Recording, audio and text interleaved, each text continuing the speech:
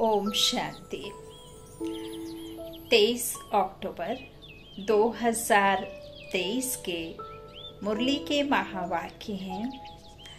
आज के साकार मुरली क्लास में मीठे बाबा ने कहा, मीठे बच्चे, अब मनुष्यों द्वारा मिले हुए मंत्र जंत्र काम में नहीं आने हैं, इसलिए तुम सबसे अपना बुद्धि योग तोड़ एक बाप को याद करो।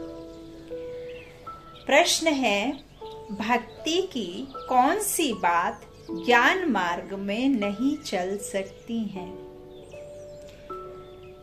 उत्तर में बाबा ने कहा, भक्ति में भगवान से कृपा अर्थात अथवा आशीर्वाद मांगते हैं। भक्ति में जब भी हम मंदिर जाएंगे, दान पुण्य करेंगे, कहीं भी जाएंगे तो सिर्फ और सिर्फ हाथ जोड़ करके हम क्या शुरू कर देते हैं कि मेरा ये काम बन जाए, मेरी बीमारियां ठीक हो जाए, नौकरी मिल जाए, मेरा घर बन जाए, मेरे बच्चों की शादी हो जाए, ये हो जाए, वो हो जाए, ऐसा कर देना, वैसा कर देना, धन देना, है ना, तन देना, ऐसे करके बोलते हैं। तो बाबा क्या कहते, भक्ति में भगवान से कृपा अथवा आशीर्वाद मांगते हैं। ज्ञान मार्ग में आशीर्वाद व कृपा की बात नहीं। अब क्या फर्क है ज्ञान मार्ग में और भक्ति में? बाबा कहते, तुम सर्वशक्तिमान बाप के बच्चे, तुम मास्टर भगवान हो, तो तुम मास्टर भगवान हो। अब बाबा कहते हैं, जो मेरी श्रीमत है उस पर तुम चलो, और जो मैं तुमको देता हूँ, जो मेरे में है, वो सब कुछ मैं तुमको देता हूँ। जब तुम पुरुषार्थ कर आप समान बाप समान बनते हो, तब फिर तुम अपना ही हक अपने पुरुषार्थ से ले लेते हो। तो जितना जिसका पुरुषार्थ होगा उतना ही उसका जास्ती पद होगा। नंबरवार पुरुषार्थ अनुसार पद होगा। यहाँ मांगने की नहीं कि ये दे दो, वो दे दो, ऐसा कर दो, वैसा कर दो। बाबा कहते हैं, यहाँ तो तुमको अपना हक लेना है, तुम वारिस बच्चे हो, है ना।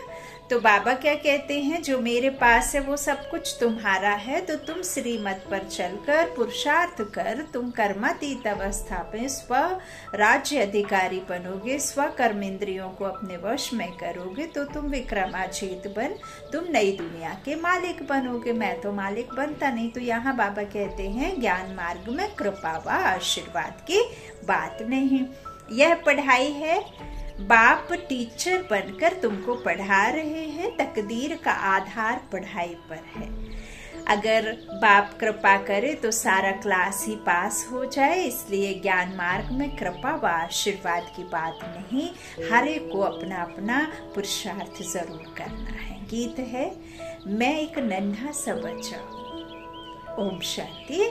यह है भक्ति मार्ग के लिए पुकार, छोटे और बड़े की, क्योंकि समझाया गया है, भक्त तो यज्ञ जप तप आदि करते हैं, समझते हैं इनसे परमात्मा से मिलने का रास्ता मिलेगा। फिर ईश्वर को सर्वव्यापी कहना, मैं भी उनका रूप हूँ, मेरे में भी भगवान है, यह कहना तो झूठ है ना। वह कोई दुख सहन नहीं करता। भगवान तो अलग चीज है ना। भगवान को दुख थोड़ी सहन करना पड़ता है, वो तो अभोक्ता है, वो तो अशरीरी है, हा?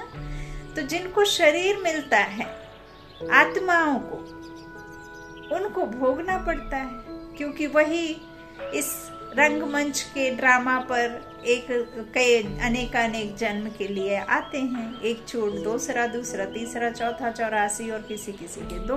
तो बाबा कहते हैं, मुझे तो आना होता है, मेरा भी ड्रामा में पार्ट है। मुझे भी यूँ नहीं कि मोक्ष में मैं जाऊं तो आऊं ना, मैं भी आता हूँ, लेकिन मैं किसी के गर्भ में नहीं आता। मैं इस पतित दुनिया में आता हूँ, अवतरित होता हूँ, गुप्त में आता हूँ, है ना। तो बाबा ज्ञान देने सिर्फ आते हैं, उनका काम ही है तुम पतित पावन बाप पतित आत्माओं को पावन बनाने के लिए इस पतित दुनिया में आता है ना। तो रचता बाप रचना रचने के लिए नई रचना रचने आते हैं। तो बाबा कहते हैं मेरे में भी भगवान, यह कहना तो झूठ है ना, वह कोई दुख सहन नहीं करता, भगवान तो अलग चीज है ना। यही मनुष्यों की भूल है जिस कारण दुख भोग रहे हैं। तुम्हारे में भी कोई विरले बाप को जानते हैं, माया घड़ी घड़ी भुला देती है। बाप तो बार बार कहते हैं तुमको श्रीमत देते हैं कि अपने को आत्मा समझो और मुझ बाप को याद करो। यह है श्रेष्ठ ते श्रेष्ठ मत। बाप की श्रीमत से मनुष्य नर से नारायण, पतित से पावन बनते हैं। इस समय के जो यह पतित मनुष्य हैं उन्हों की श्रेष्ठ मत नहीं है। भगवान ने भी कहा है कि यह भ्रष्टाचारी आसुरी संप्रदाय है। बाप कहते हैं मैं तुम्हारा, बाप कहते हैं तुम्हारा देवी देवता धर्म बहुत सुख देने वाला है, तुमने बहुत सुख पाया है। यह बना बनाया ड्रामा है। ऐसे नहीं कि भगवान ने क्यों बनाया है, यह तो अनादि ड्रामा है ना। ज्ञान माना दिन, भक्ति माना रात। ज्ञान से अब तुम स्वर्गवासी बन रहे हो, भक्ति से नरकवासी बने हो, परंतु मनुष्य पत्थर बुद्धि होने कारण समझते नहीं क्रोध कितना भारी है। कितने बॉम्ब्स बनाते रहते हैं, समझते हैं विनाश जरूर होगा, तो यह भ्रष्टाचारी बुद्धि हुई ना। जो इस दुनिया को विनाश करने के लिए क्रोध में आकर के ये बॉम्ब आदि बनाते हैं, तो दुनिया को खत्म करने के लिए है, एक दूसरे को मारने के लिए ही तो बनाते हैं। ऐसे तो नहीं कि उन बॉम्ब से आपको सुख मिलेगा। गिरेंगे ऊपर में तो आपको कोई कष्ट नहीं होगा या आपकी मौत नहीं होगी। तो बाबा कहते हैं तो इससे क्या कहोगे आप, सुख की दुनिया कहोगे या विनाश की दुनिया कहोगे? तो ये नरकवासी दुनिया है, पत्थर बुद्धि है, क्रोध में आकर बनाते हैं, समझते हैं विनाश होगा, लेकिन बाबा कहते हैं ही भ्रष्टाचारी बुद्धि। तो कलयुग को कहा जाता है रावण राज्य। रावण ही भ्रष्टाचारी बनाते हैं। बाप आकर ऑर्डिनेंस निकालते हैं कि अब भ्रष्टाचार बंद करो। नंबर 1 भ्रष्टाचार है, 1-2 को पतित बनाना। यह है वैश्यालय। कलयुगी भारत को वैश्यालय कहा जाता है। ऐसे नहीं है कि एक जो अलग से बना हुआ है, जैसे हमने किन्नर बाबा ने कहा ना कई बार, तो उनको भी बाबा ने कहा अहिल्याओं को, कुब्जाओं को, किन्नरों को, सबको बाबा कहते हैं महाराजा महारानी बनाने का। आपको उनको भी मौका मिलना है, चांस देना है। तुम बच्चे गुप्त रीति उनके पास भी जाओ, ज्ञान दो, उनको भी महाराजा महारानी बनने के लिए लेकर के आओ और उनको भी कहो कि तुम इस विश्व पर राज्य प्राप्त कर सकते हो। अब तुमने बहुत धक्के खा लिए, बहुत इस दुनिया में दुख देख लिए है ना, तो उन सब के लिए भी बाबा कहते हैं ना, मैं तो गरीब निवास हूँ, मैं अमीर निवास थोड़ी हूँ, है ना। तो बाबा कहते हैं अभी ये वैश्यालय है, अब यहाँ पे किसी एक ही समाज को लेकर के उनके जो कर्म के हिसाब से उनको अलग अलग वर्णों में बांट दिया है। जबकि परमात्मा कहते हैं जब वैश्यालय पूरी दुनिया होती है तो यहाँ कोई भी कहना चाहिए सूर्यवंशी राज्य घराने का हो ना सके, और जब चंद्रवंशी राज्य होता है तब भी सूर्यवंशी घराने का नहीं हो सकता। और फिर द्वापर में तो बाबा कहते हैं ना, बाबा ने बताया ना, ब्राह्मण सो फरिश्ता, फरिश्ता सो देवता, देवता से फिर वैश्य शूद्र बनते हैं, इस तरह से बाद में बनते हैं ना। तो अभी बाबा हमको क्या बना रहे हैं, वापस ब्राह्मण बनाया ना, तो अभी तो वैश्य शूद्र सभी बाबा कहते हैं। सतयुग कलयुग की दुनिया में तो कहते हैं हम सूर्यवंशी बना करके भेजते हैं त्रेता और सतयुग में, लेकिन यहाँ तो सतयुगी राज्य वाले कोई हो ना सके। विकारी आत्माएं हैं यहाँ, पतित पावन बाप आया है वापस उनको पावन बनाने के लिए, तो वो बनेंगी, है ना। तो उस राज्य में फिर ना कोई होगा, बाबा कहते हैं इस तरह से वैश्य बना।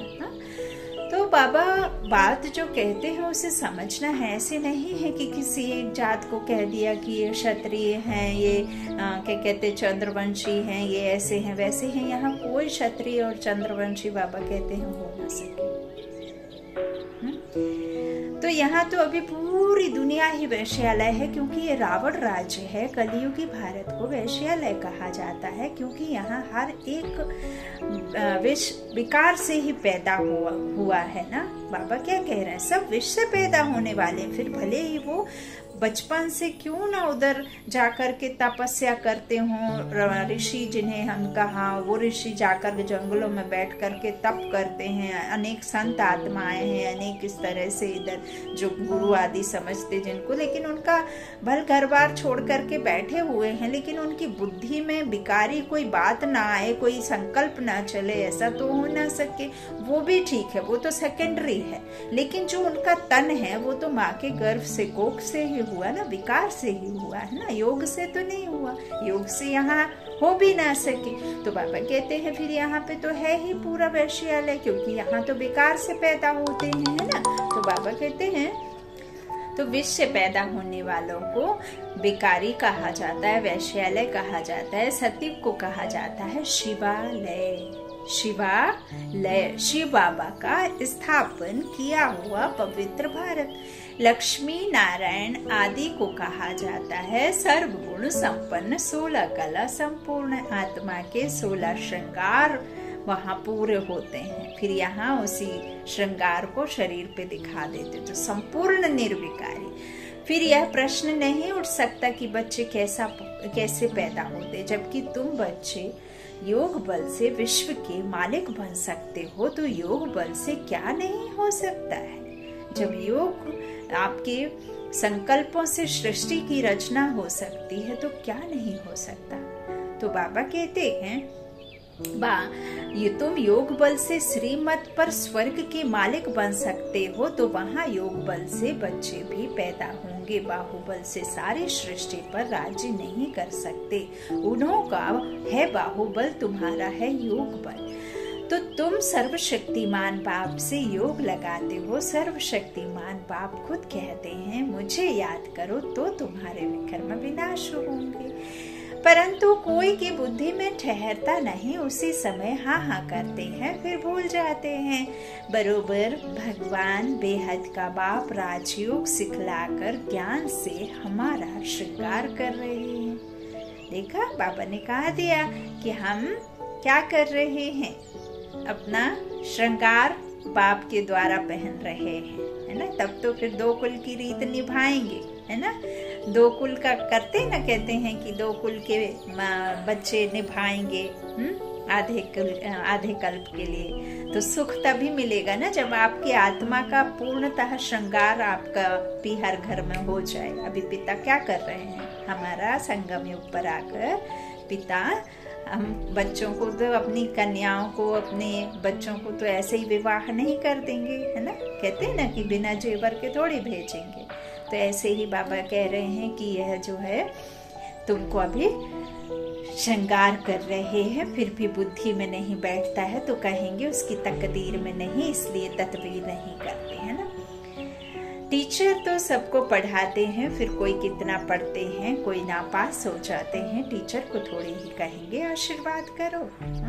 अब खोल के थोड़े ना पिला देते हैं। टीचर तो सबको बराबर पढ़ाते, किसी की बुद्धि शार्प होती, उनको ज्यादा बैठता, किसी को नहीं बैठता। तो पढ़ाई में आशीर्वाद कृपा आदि नहीं चलती है। ज्ञान मार्ग में तो बाप तुमको नमस्ते करते हैं, कृपा व आशीर्वाद नहीं मांगनी है। बाप के पास बच्चा आया तो वह मालिक ही बन जाता है। बाप कहते हैं यह तो मालिक है, कृपा की बात नहीं। बाप की मिल्कियत 100 बच्चे की हो गई। हाँ, बाकी बच्चों को सुधारना वह फिर टीचर का काम है। टीचर कहेंगे पढ़ो, पढ़ना तुम्हारा काम है। कृपा क्या करेंगे, गुरु का भी फर्ज है रास्ता बताना, सद्गति मार्ग का। अब ईश्वर आकर के तुम्हारे कर्म नहीं सुधारता, ईश्वर तो सिर्फ राह दिखाता है, मार्ग दिखाता है, अच्छे बुरे का ज्ञान देता है। अच्छा करोगे, कर्म प्रधान होंगे, श्रेष्ठ होंगे तो तुम्हें सुख मिलेगा, है ना। नहीं तो फिर वापस उसी दुनिया में आ जाओगे, विषय वैतरणी नदी में गोते खाते रहोगे। तो बाबा कहते हैं गुरु का भी यही है कि मार्ग दिखाना सदगति के लिए। तो आशीर्वाद की बात नहीं, यह तो एक ही बाप टीचर गुरु है, तीनों से कृपा मांगने की बात नहीं। बेसमझ मनुष्यों को बाप बैठ समझ देते हैं, यह तो उनकी की आशीर्वाद है ही। बाकी उस पर चलना बच्चों का काम है। गाया हुआ है श्रीमद् भगवान वाच, वह है ऊंचते ऊंच तो उनकी मत भी ऊंच होगी ना। श्रीमत से तुम श्रेष्ठ देवी देवता बन रहे हो। नंबरवार पुरुषार्थ अनुसार तुम भी समझ सकते हो हम कितने मार्क्स से पास होंगे। स्कूल में स्टूडेंट समझ तो सकते हैं ना, हमने पूरा पढ़ा नहीं है इसलिए हम ना पास होंगे। बाप भी रजिस्टर से समझ जाते हैं यह ना पास होगा। यह भी बेहद का बाप टीचर गुरु एक ही है, यह भी जानते हैं, बच्चे भी जानते हैं। हम पढ़ते नहीं तो जरूर कम पद होगा। यह भी पुरुषार्थ नहीं करते कि अच्छा हम तीखा पढ़ें, भल कितना भी माथा मारते हैं समझाते हैं तो भी कुछ करते नहीं। श्रीमत पर ना चलने से कम पद पाएंगे। जो बच्चे बनते हैं वह डिनाइस्टी में तो आ जाएंगे। उनमें भी बहुत पद है ना, दास दासी भी बनते हैं। बच्चे जानते हैं पढ़ेंगे पढ़ाएंगे नहीं तो दास दासी बनेंगे। फिर कोई महलों में जो दास दासी होंगे उनके घर के बनेंगे ना, बाहर प्रजा के दास दासी बनेंगे।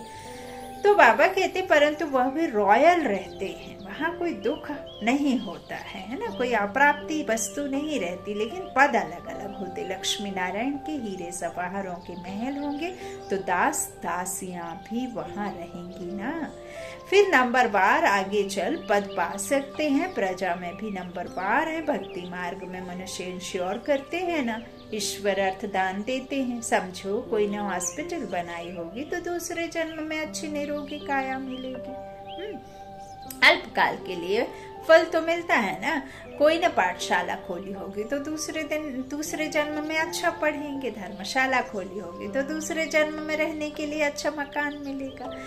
हाँ, तो यह इंश्योर करना हुआ ना, हर एक अपने को इंश्योर करते हैं। अभी तुम्हारा है डायरेक्ट ईश्वर के साथ इंश्योर, वह है इनडायरेक्ट, यह है डायरेक्ट इंश्योर करना। अब भक्ति में हम क्या करते हैं, इनडायरेक्ट ही परमात्मा को याद करते हैं ना, किसी के थ्रू, है ना। अब मंदिर में जो विराजमान देवी देवता हैं उनके थ्रू हम उस भगवान को याद करते, क्योंकि हम जानते नहीं हैं। हम उन्हीं को जो जड़ चित्र हैं, है ना, पूर्वज आत्मा अपने अनुज से उनको भगवान समझ बैठते, पूज्य पुजारी बन जाते हैं ना।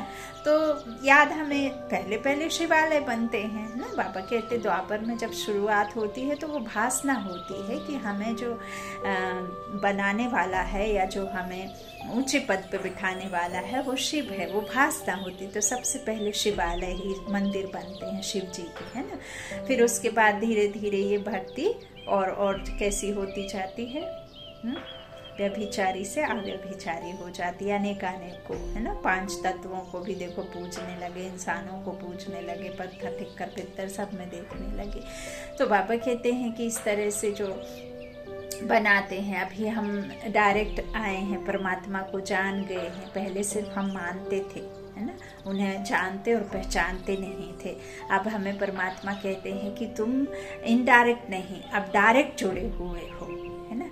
हम दान करते थे, ईश्वर अर्थ करते थे, लेकिन ईश्वर वहां जाकर बैठा हुआ वो जानता था कि बच्चे मुझे पुकार रहे हैं, तो फिर वो साक्षात्कार कराते थे। जैसे कोई दुर्गा को मानते हैं तो दुर्गा को ही अपने मन में छवि, मंदिर जाएंगे, किसी के भी मंदिर जाएंगे तो उन्हें दुर्गा ही दुर्गा दिखेंगी, कृष्ण को मानने वाले को कृष्ण ही कृष्ण दिखेंगे, और जैसे हनुमान को तो हनुमान ही हनुमान दिखेंगे, जहाँ जाएंगे वहाँ वही दिखेंगे। तो इस तरह से फिर बाबा कहते हैं कि फिर उसका भी फल मैं ही देता हूँ, क्योंकि मैं जानता हूँ। वो तो जानते नहीं है कि तुम उन्हें पुकार रहे हो, अब आप कृष्ण की भक्ति करो, तो कृष्ण तो जानता नहीं, क्योंकि वो तो द्वापर का प्रिंस है, और उस समय तो उसके पास में ना ये ज्ञान रहता, और ना वो सुख सागर है, और ना ही वो सुख देने वाला है, और ना ही वो ज्ञान सागर है, और ना ही वो गीता का भगवान है। वो तो खुद अभी पुरुषार्थी बन कृष्ण के लिए तैयार हो रहे हैं, है ना।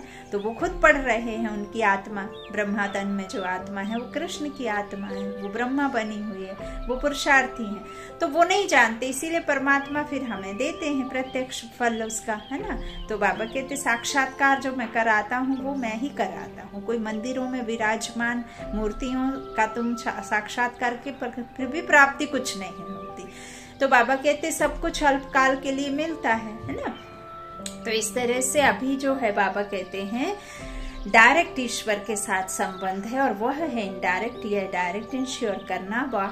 बाबा यह सब कुछ आपका ही है, हम ट्रस्टी हैं, इनके बदले में आप हमें 21 जन्म के लिए स्वराज दे देना। अब बाबा ऐसे तो नहीं, बाबा ने कहा कि ट्रस्टी बन रहा हो तो तुमको पूरा उठा करके तुमको कहीं जला देना है या कहीं विनाश कर देना है ना, इस तरह से नष्ट कर देना है, ऐसे तो नहीं है।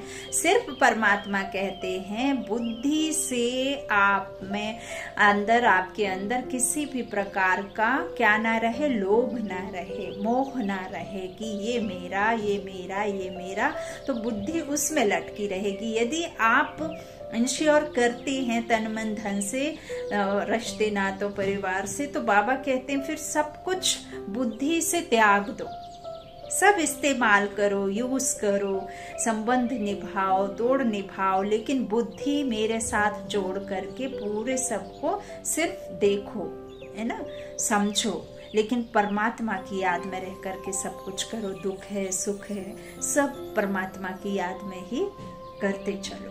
तो इस तरह बाबा कहते मेरा साथ लेना माना हर पल मेरे को संकल्पों में रखना।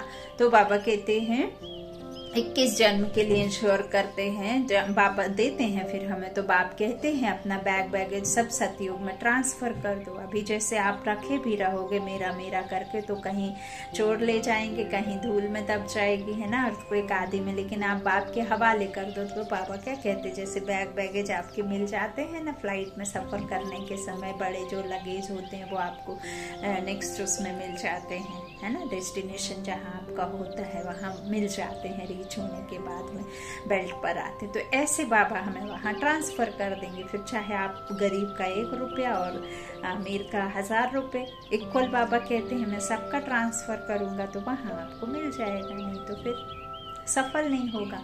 तो जैसे बाबा कहते हैं लड़ाई लगती है तो फिर छोटे छोटे राजाएं बड़े राजाओं के पास अपनी मिल्कियत रखते हैं, फिर लड़ाई जब पूरी हो जाती है तो फिर बड़ों से वापस लेते हैं। बाबा तो इन बातों का अनुभव ही है ना, ब्रह्मा बाबा तो इन बातों का अनुभवी, बाप भी जानते हैं या दादा भी जानते हैं। समझना चाहिए हमको, दादा द्वारा बाबा से वर्षा मिलता है, बाप पढ़ाते हैं, हेवनली गॉड फादर वह बाप है और यह नहीं, यह है दादा। पहले जरूर दादे का बनना पड़े। हाँ बाबा हम आपके हैं, आपसे हम वर्षा लेंगे और सब तरफ से बुद्धि योग तोड़ना, इसमें मेहनत है। बाप कहते हैं अभी और गुरु आदि के मंत्र कोई भी काम में नहीं आएंगे, कोई भी मनुष्य मात्र का मंत्र अभी काम नहीं आएगा। मैं तुमको कहता हूँ मुझे याद करो तो तुम्हारी विजय है। तुम्हारे सिर पर पापों का बोझा बहुत है, अब मुझे याद करो तो विकर्म विनाश होंगे, फिर तुमको स्वर्ग में भेज दूंगा। पहले तो यह निश्चय चाहिए ना, निश्चय नहीं है तो बाबा बुद्धि का ताला भी नहीं खोलता, धारणा नहीं होती।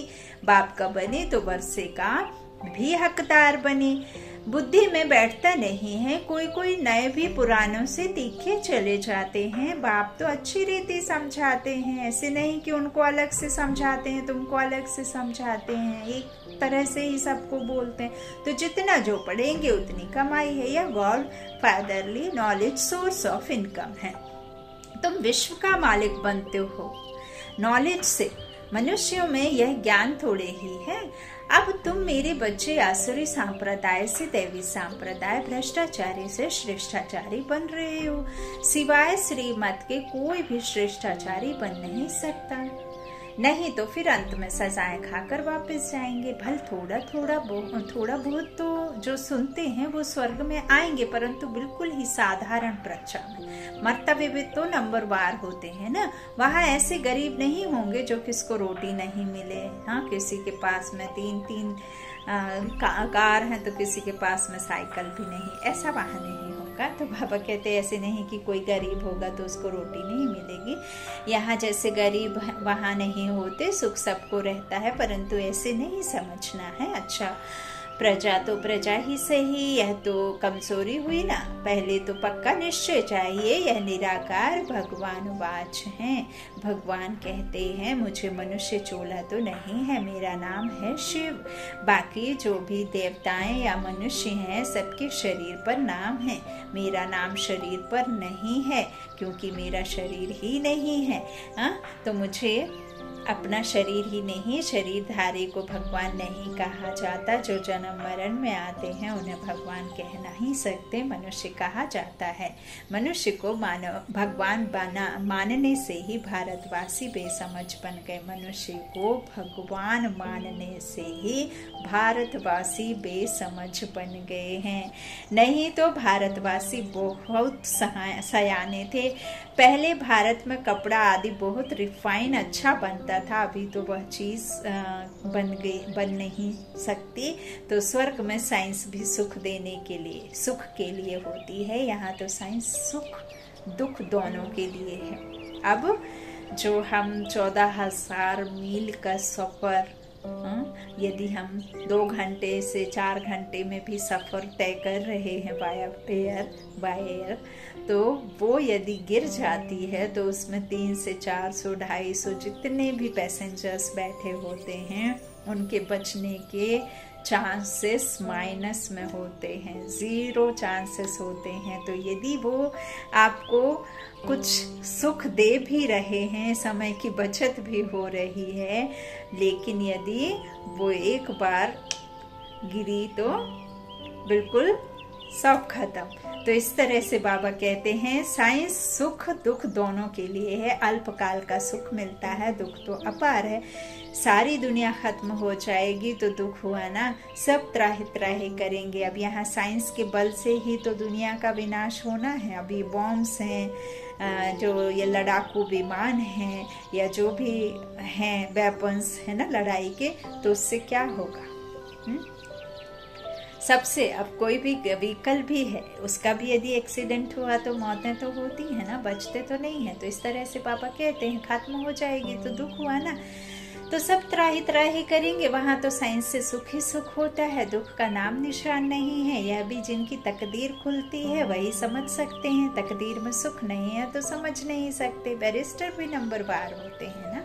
किसी को बाबा कहते कोई तो एक केस का 10-20 हजार रुपया लेते हैं, कोई बैरिस्टर को देखो तो कोट भी पहनने के लिए नहीं होगा। यहाँ भी ऐसे है ना, या तो राजाओं का राजा बनते या तो पाई पैसे की प्रजा बनते हैं। तो बाप बैठ बच्चों को समझाते हैं भारत ही इस समय सबसे गरीब है, भारत ही फिर साहूकार बनता है। दान हमेशा गरीबों को दिया जाता है, धनवान इतना उठा नहीं सकते हैं, गरीब साधारण ही यह ज्ञान उठाएंगे। साहूकारों को दान देना यह लॉ नहीं है। तुम गरीब हो ना, तुम्हारी मम्मा सबसे गरीब, वह फिर विश्व की महारानी बनती है, सरस्वती। तो ड्रामा ही ऐसा बना हुआ है, गरीब जास्ती उठाते हैं क्योंकि दुखी है ना। साहूकार तो बहुत सुखी है, वह तो कहते हैं हमको तो यहाँ ही स्वर्ग है, यहाँ ही सब है। तो मोटर गाड़ियां पैसा आदि है, जिनको पैसा नहीं है नर्क में है, उनको आप ज्ञान दो, ऐसे भी कहते हैं तुम्हारी है। अब गॉड फादरली सर्विस, रूहानी सर्विस है, बाबा कहते हैं ना। तो तुम कौन सी सेना हो? शिव शक्ति सेना हो ना, तो तुम भारत के सच्चे सर्वेंट हो। वह सोशल वर्कर्स हैं, जिस्मानी मनुष्यों को थोड़ा सुख देते हैं। तो बाबा कहते हैं यह तो सारी सृष्टि को साफ कर पवित्र सुखी बना देते हैं, जो बाबा की सेना है। तो यह तन मन धन से भारत की सेवा कर रहे हैं। अच्छा मीठे मीठे सिकीला दे बच्चों प्रति माता पिता बाप दादा का याद प्यार और गुड मॉर्निंग। रूहानी बाप की रूहानी बच्चों को नमस्ते। हम रूहानी बच्चों की रूहानी माता पिता बाप दादा को याद प्यार और गुड मॉर्निंग। शुक्रिया बाबा, शुक्रिया। धारणा के लिए मुख्य सार है। पहला बाबा ने कहा अपना पुराना बैगेज 21 जन्मों के लिए ट्रांसफर करना है, इंश्योर कर ट्रस्टी वो संभालना है। अच्छा, पुराने संस्कार भी दे दो, खत्म हो जाएंगे, बैगेज भी दे दो, इस पतित दुनिया का सब कुछ दे दो। तो और जो भी पास में है उसका इस्तेमाल ट्रस्टी बनकर करो। ट्रस्ट होगा तो बनाएंगे ट्रस्टी, है ना। तो इस तरह से फिर इंश्योर कर संभालो ट्रस्टी बनकर। मेरा कुछ भी नहीं है, दूसरा, निश्चय बुद्धि बन पढ़ाई करनी है, गरीबों को ज्ञान दान देना है, भारत को पवित्र बनाने की सच्ची रूहानी सेवा करनी है, वरदान है अपने हर कर्म और बोल द्वारा चलते फिरते हर आत्मा को शिक्षा देने वाले मास्टर शिक्षक भक्त। कितना अच्छा बाबा का वरदान है, अपने हर कर्म और बोल द्वारा चलते फिरते हर आत्मा को शिक्षा देने वाले मास्टर शिक्षक भव। जैसे आजकल चलती फिरती लाइब्रेरी होती है, ऐसे आप भी चलते फिरते मास्टर शिक्षक हो। सदा अपने सामने स्टूडेंट देखो, अकेले नहीं हो, सदा स्टूडेंट के सामने हो, सदा स्टडी कर रहे हो और करा भी रहे हो। योग शिक्षक कभी स्टूडेंट के आगे अलबेले नहीं होंगे, अटेंशन रखेंगे। आप सोते हो, उठते हो, चलते हो, खाते हो, हंसते हो, बैठते हो, हर समय समझो हम बड़े कॉलेज में बैठे हैं, स्टूडेंट देख रहे हैं। स्लोगन है, आत्मनिश्चय से अपने संस्कारों को संपूर्ण पावन बनाना ही श्रेष्ठ योग है। आत्मनिश्चय से अपने संस्कारों को संपूर्ण पावन बनाना ही श्रेष्ठ योग है। याद किया लेकिन संस्कार आपके पुराने खत्म नहीं हुए तो उसे संपूर्णता नहीं कहेंगे, उसे योग नहीं कहेंगे। आत्मा निश्चय करो, अपने अवगुणों को खत्म करो और अपने सद्गुणों को धारण करो, है ना। पवित्र बनना है तो क्या करना पड़ेगा? जो आपके अंदर के विकार हैं उन्हें खत्म करना होगा, तभी तो संपूर्ण बनेंगे, है ना। अच्छा, इसे ही बाबा ने कहा श्रेष्ठ योग है। अच्छा, ओम शांति।